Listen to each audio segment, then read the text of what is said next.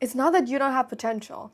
You're downplaying it because recognizing it forces you to try. So you call it being humble, being realistic, but most of the time it's fear. There's this quiet habit that a lot of us have, and it's shrinking our dreams before other people even get the chance to see them. We joke about it, say that it's no big deal, not because you don't care, but because caring means that it's risky. Because when you actually want something, you have to face the possibility that you might fail. For example, I feel like a lot of people kind of cut off the option of the top colleges immediately because they kind of limit themselves and just be like, oh, like, there's no way that I'm gonna get into that school.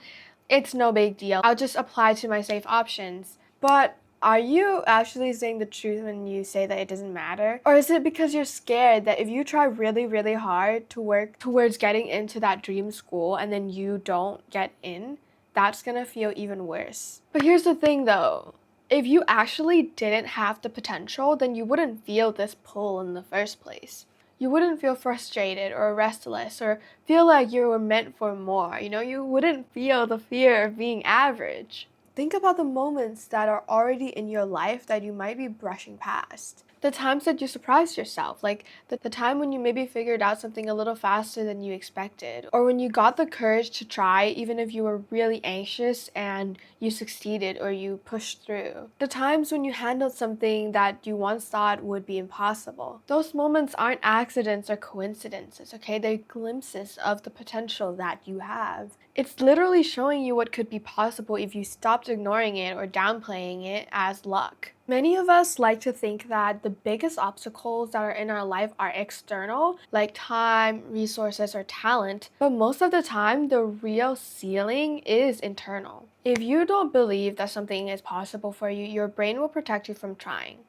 Because it's impossible, right? Your brain will call it procrastination or distraction, calling it being realistic. But really, it's avoidance, and I get it. Believing in yourself feels embarrassing now. Like trying feels cringe. Like trying feels kind of cringe, and caring feels risky. So instead of saying, like, I want this and I'm gonna work hard towards it, it's like, yeah, it'd be kind of cool, I guess. And then we just wait for life to happen to us. But here's the thing, your limitations are only what you think they are. Like, think about it this way. If the scientists of the world thought that there was absolutely no way for humans to go outside of the Earth and to be in space, then they would have never developed Apollo 11 or all the Apollos that came before. Like, isn't that crazy? Like, that achievement of the human species going to space was only possible because someone didn't believe in that limitation. Now, here's the thing.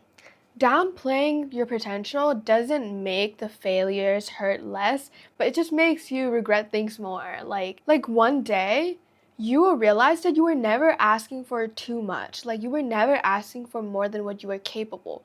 You were asking exactly for what you were capable of becoming. So, what do you do actually right now that will help you bridge the gap between your potential and actually having that success? Now, you're not going to be able to kind of close it all at once, but it comes from moving closer, moving forwards. Now, first thing, I feel like we should stop waiting for confidence, because confidence is not something that you just randomly gain when you're experienced.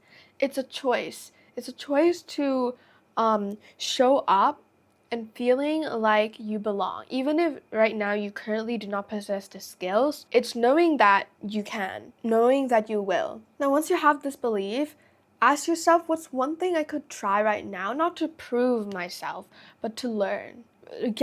Completely get rid of the belief that you have to have the perfect first step, the perfect impressive step.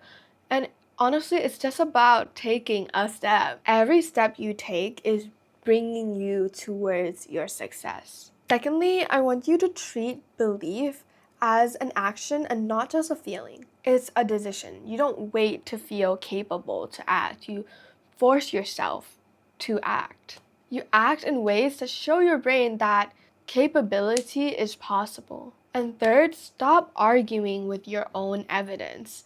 Stop trying to downplay your past achievements or try to excuse what you did because those are already proof that you're capable. Like, why are you dismissing it so much? Why don't you want to believe that you can do it? Some people find it really useful to write down your achievements, like write down the moments when you survived something, when you learned something a little bit faster than you thought you would. This is not supposed to fuel your ego, but it's supposed to be data, concrete evidence that you are capable. You do not need permission to believe in your potential. You just need to stop disqualifying yourself. Now, the gap between your potential and who you are right now doesn't close immediately, but it narrows the moment that you decide to try anyway. If this resonated, share this to someone who keeps saying that they don't want or deserve more, but they actually do. Share this to someone who is ambitious but lazy. Now, until next time, keep trying your best because that's more than enough, and I'll see you in the next video.